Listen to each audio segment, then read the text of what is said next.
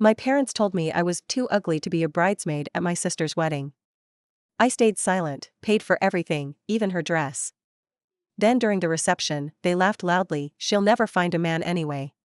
I stood up, lifted my glass, and said, "Actually, he's here." The room went silent when the door swung open and I, 38 female, have never really had a close relationship with my parents or my younger sister, Sherry, 34 female. We grew up in Buffalo, New York, East Side, a little working-class neighborhood near Lovejoy. My mom, Yvette, used to model part-time when she was younger. She clings to that like it's a lifetime achievement award.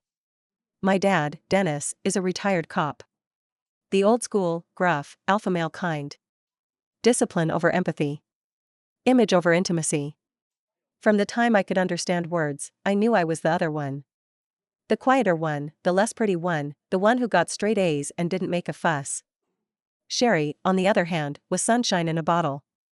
Blonde hair, green eyes, petite. She smiled, they smiled. She cried, and they rushed in. I learned early on to keep to myself and not expect much. By the time Sherry and I were in high school, my parents were basically her personal cheering squad. I wasn't jealous exactly, I just figured it wasn't worth fighting for crumbs. So I carved my own space. I went to college on scholarship, studied architecture and preservation, and eventually started my own consulting business restoring historic properties across upstate New York. Financially, I'm solid. I bought a 1910 colonial revival in the Elmwood Village area, renovated it top to bottom, and kept it mostly for myself and my dog, Boomer. I've dated casually over the years, but nothing serious stuck. My family always treated that like a flaw, like I was defective for not chasing marriage like it was the final trophy. Fast forward to last year, October. Sherry calls me one morning to say Martin proposed. He's a dentist in Syracuse, and met her through mutual friends. Kind of bland, but not offensive. I congratulated her, even sent her a little spa gift set from a boutique in Saratoga Springs. She seemed touched, and for a second, I thought, maybe this time things will be different. Nope. A few weeks later, Sherry asked me to help plan her wedding. Our parents weren't contributing financially, Dad's pension isn't much, and Mom's still clinging to part-time sales jobs. She asked if I could help with the venue, flowers, dress fittings, catering, basically everything short of saying vows for her. I agreed. I make a good living, and I figured maybe this was my way in. Maybe this was a way to build some kind of real relationship with her. I helped her book Sonnenberg Gardens in Canandaigua, gorgeous place, historic mansion surrounded by lush gardens and fountains. I covered the deposit myself. Then the florist. Then the open bar. Then the custom calligraphy placed cards, because she saw something on Pinterest she loved. Still, I never received a "Will you be my bridesmaid" card. No text. Nothing. So during one of the early planning brunches, I asked, jokingly, or maybe half-jokingly, if she forgot my box. She blinked at me like I'd just asked if I could wear her dress. Oh. Mom and Dad thought maybe it'd be better if you didn't. I thought I misheard. Better for what? She shrugged and gave me a nervous smile. Just for the aesthetic. You know how the bridal party has a look? You're taller, and the dresses we picked, they probably wouldn't flatter your frame. I stared at her. It's not personal, she added quickly. It's just that the photos are important, and the girls I picked are all around the same size. I said nothing. Just nodded. I didn't want to cry in front of her. Later that week, we had brunch with our parents. Same conversation. She's just being realistic, my mom said without looking up from her mimosa. She's doing you a favor, Dad added. You'd hate all that frilly crap anyway. Then he muttered, almost to his plate, can't force a square peg into a round hole. They all laughed. I didn't. I smiled. I even paid for that meal. Just like I paid for the dress fitting the week after. And the limo reservation after that. The wedding was in June. 4 months leading up to it, I threw myself into logistics. I coordinated vendors, sourced a vintage lace runner from Rochester for the reception table, organized the lighting design, and even custom-built a wooden arch for the ceremony. I spent over $18,000 altogether. Not once did Sherry, or my parents, say thank you. The night before the wedding, I hosted the rehearsal dinner at my place. Nico was there. More on him in a bit. Everyone else saw me as the support crew. Background noise. Not once did anyone ask if I was okay or if I needed help. At one point, my mom said in front of everyone, "Sherry, you are absolutely glowing. Like royalty." Noreen, do you wish you'd had this, or are you still pretending you're fine being alone? Pretending. That word hit like a slap. I just nodded and said, "I'm good, Mom." On the day of the wedding, I wasn't in the bridal suite. I wasn't in any of the pre-ceremony photos. I sat near the back with some distant cousins. I watched my sister glide down the aisle in a custom Chantilly lace dress, one I paid for. She looked beautiful. Radiant. Untouchable. I didn't cry. I just watched. But it was during the reception that everything shifted. The DJ was transitioning into slower songs. People were sitting down to eat. I was at a side table with Boomer's dog sitter and my accountant, both of whom I invited because I didn't want to sit completely alone. My parents were a few tables away, cackling about something. I wasn't listening at first. But then I caught a phrase. "She's not even trying," my mom said, loud enough for everyone around her to hear. "She just stands around like furniture." Dad replied, "She'll never find a man anyway." Who'd want all that? They both laughed. The table next to them got quiet. And that's when I stood up. Calm. Collected. Not angry. Not sad. Just done. I walked up to the DJ and asked for the mic. I tapped it gently. The music cut out. Conversations died down. I smiled at the crowd, my voice steady. "Hi everyone. I just wanted to say a quick thank you for being here. I had the absolute pleasure of planning this entire wedding, from the venue to the table arrangements, the playlist, the custom cake toppers. If you had a good time tonight, it's probably because I was working behind the scenes for the last 8 months." People laughed politely. Sherry blinked, unsure where this was going. My parents froze. I continued, "Some of you may have noticed I wasn't part of the bridal party. That was by design. You see, my family didn't think I'd fit. Said I might ruin the aesthetic. Suggested I sit this one out. Apparently, being the wrong size disqualifies you from being a sister." A few gasps. A ripple of shifting chairs. "But that's okay," I said, lifting my glass. "Because I've learned that love doesn't come from people who only see value in your symmetry. Love doesn't come from people who see you as a project, a punchline, or a second option. Love sees you, even when you're quiet, even when you're not trying to shine." I paused. "And speaking of love, he's here tonight." That's when the back door swung open. Every head turned as the doors at the back of the hall creaked open. The room went still, like someone had pressed pause on an old VHS tape. And then he walked in. Nico. Tall, lean, with that unrushed, quiet confidence that seems to draw eyes without trying. He was dressed in a navy suit, simple but fitted, with a gray silk tie and a small white carnation pinned to his lapel, the same flower used in the centerpieces. He gave me the briefest nod, then scanned the room, a half smile on his face like he already knew what this moment was. I lowered my glass slightly and said, "This is Nico. My partner." The silence turned into whispers. A few guests craned their necks to get a better look. Some looked surprised. Others are confused. I could almost hear my mother's heart skip, feel my father's pride shrivel like wet paper. Nico crossed the room without hurrying, kissed my cheek, and took the glass from my hand as if we'd done this 100 times before. He raised it with me.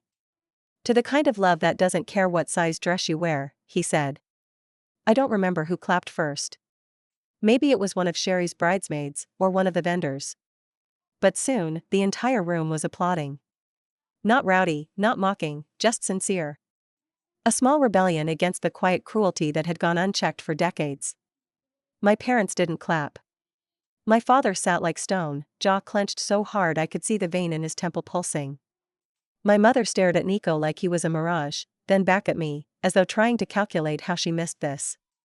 Sherry looked like she wanted to crawl under the sweetheart table. The DJ, sensing the tension had shifted, resumed the music, this time something jazzy, not romantic. A safe choice. I led Nico to our table, and for the first time that night, I sat down feeling like I was no longer just the person behind the curtain. I existed. I wasn't invisible anymore. People began approaching us in quiet waves. An old family friend who used to babysit us told me, "That took guts. I always knew you had it in you." My cousin Hollis, who I hadn't spoken to in years, leaned in and said, "That was badass. I'd have folded under that kind of pressure." Even Sherry's maid of honor, Charla, came by and whispered, "They never deserved you in the first place." Sherry didn't say a word to me for the rest of the evening. My mother eventually approached the table where Nico and I were sitting. She stood awkwardly, like a guest at someone else's party. "So, this is your boyfriend?" she asked, voice high and brittle. "Partner," I corrected, calmly.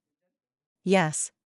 She gave him a once-over, and I could see her trying to reconcile the man in front of her with the dusty image of me she'd carried for so long.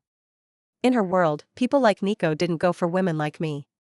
"He's very European-looking," she said, as though that explained anything. "He's from Yonkers," I said. "But thanks." She shifted her weight, glanced around to see if anyone was watching, and muttered, "You didn't have to embarrass us like that." I met her eyes. "I didn't embarrass you. You did that on your own." Nico said nothing, just watched her with a level of composure that I knew was deliberate. My mom blinked, unsure of how to respond. Then she walked away without another word. My father never approached. I didn't expect him to. He sat through dinner with a scowl so permanent it looked painted on. At one point, I saw him lean over to Sherry and mutter something into her ear. She didn't even look up. The rest of the reception carried on. The toasts resumed. Martin's family gave speeches that were heartfelt and sweet, though it was clear the room had shifted focus.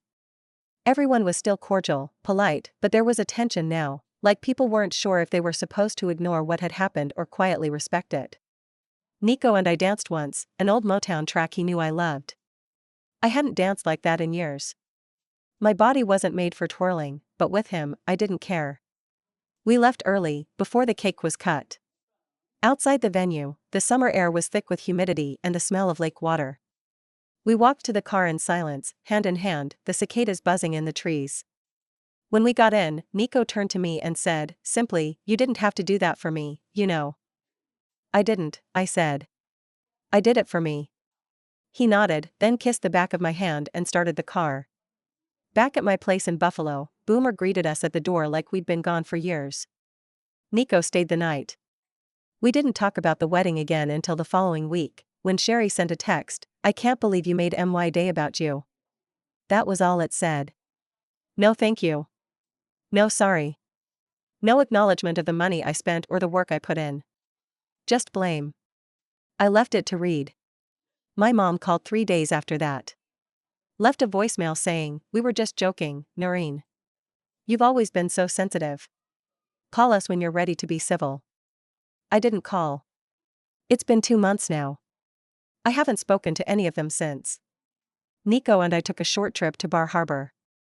We walked rocky beaches, ate lobster rolls, and didn't talk about family once. It was the most peace I've felt in years. But every now and then, I wonder, what would have happened if I had stayed silent? If I'd just swallowed the insult like I've done 100 times before? What would they be saying about me now? And would I still feel as whole as I do today? I didn't realize just how much weight I'd been carrying until I put it down. In the weeks after the wedding, I began to notice all the little ways my life had been shaped around trying to keep the peace with people who never once offered me any. The constant editing of my words, the rehearsed silences, the quick changes in subject when things got too close to uncomfortable truths, all of that just stopped. I didn't consciously cut my family off. I just stopped answering. Not out of pettiness, not out of anger, but because I didn't have anything left to say. They didn't call again. Not even on my birthday a month later. Nico, on the other hand, became more than just a quiet presence in my life. He started staying over more regularly. He made me coffee in the mornings, the kind with the little swirl of steamed milk even though I'd told him I didn't care. He repaired the banister on my staircase without being asked. He never once said, "You should call them." He just existed beside me in a way I hadn't realized I needed. One rainy Saturday in September, I came back from a site visit in Rochester, covered in dust and half mud from inspecting a crumbling foundation.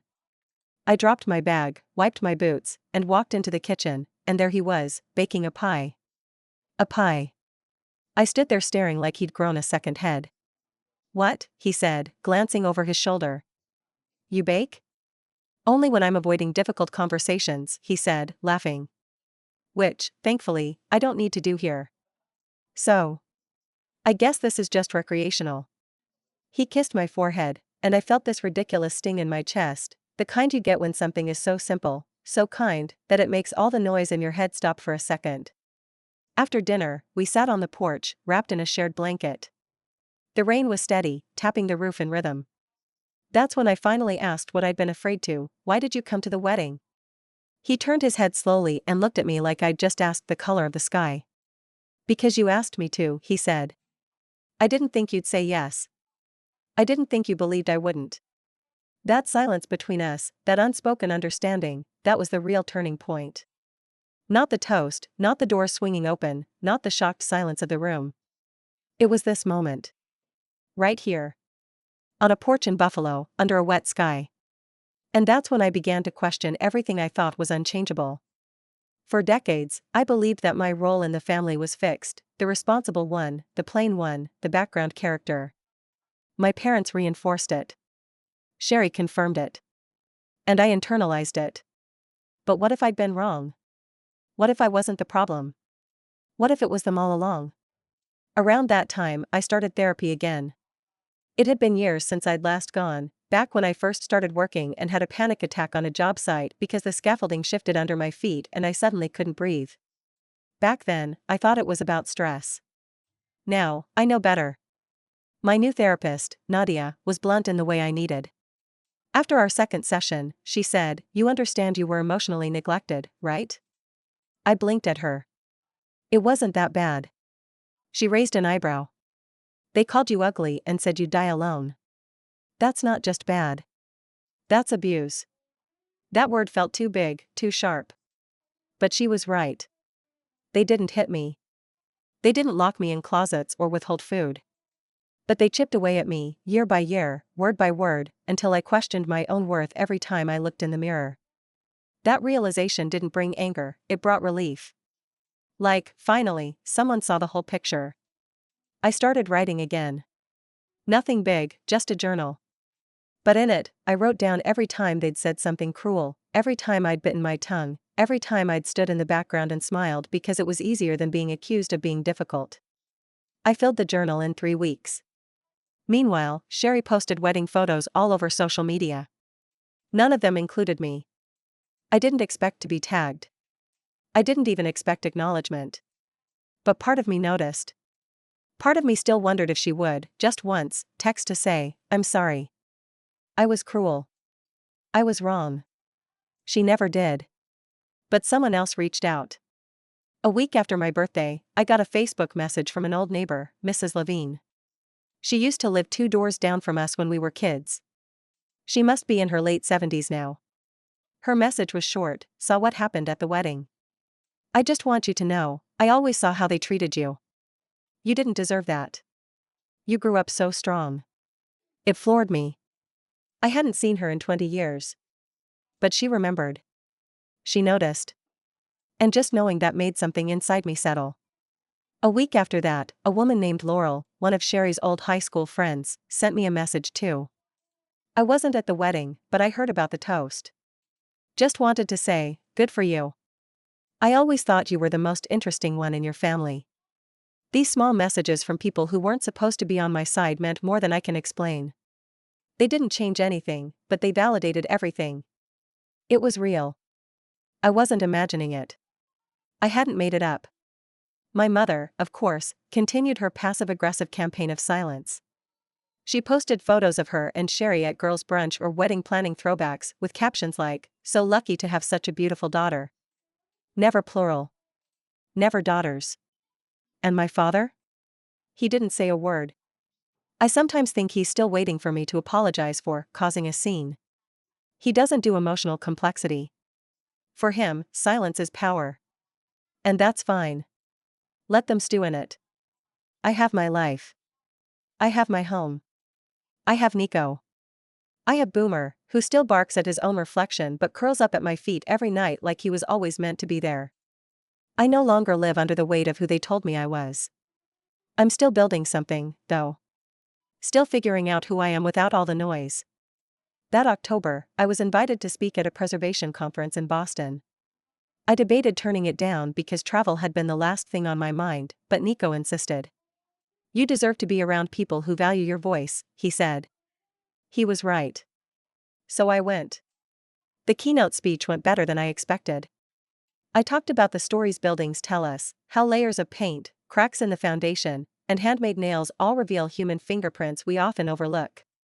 How preserving them is a way of respecting the people who came before.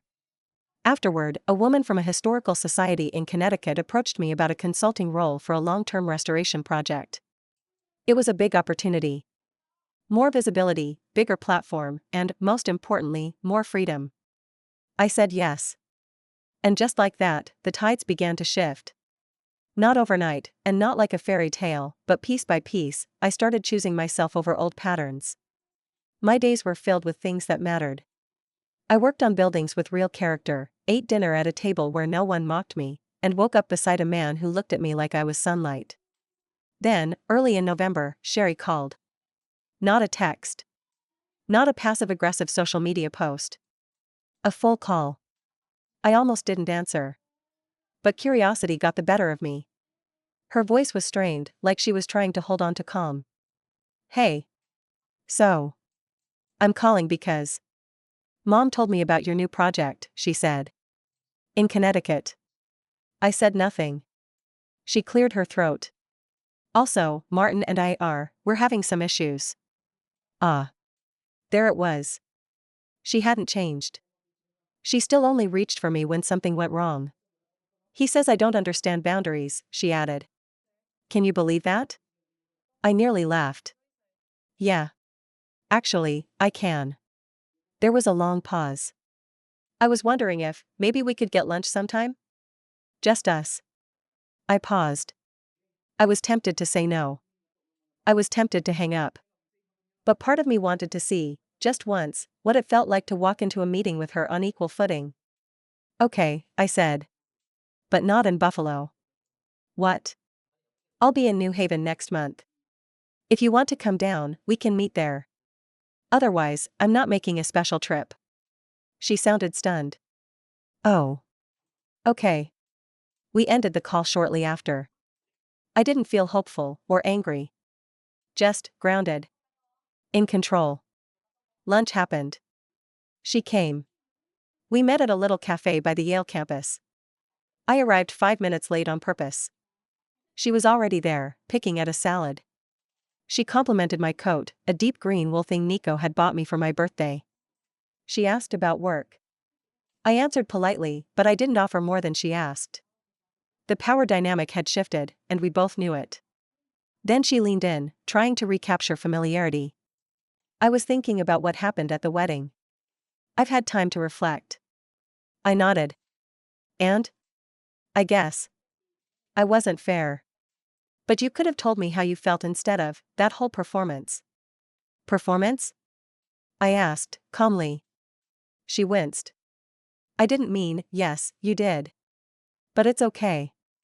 I stirred my tea. See, I'd spent a lifetime trying to tell you all how I felt. You just never listened. That wasn't a performance, Sherry. That was the first time I stopped performing. She blinked. I appreciate you coming here, I continued. But I need you to know something.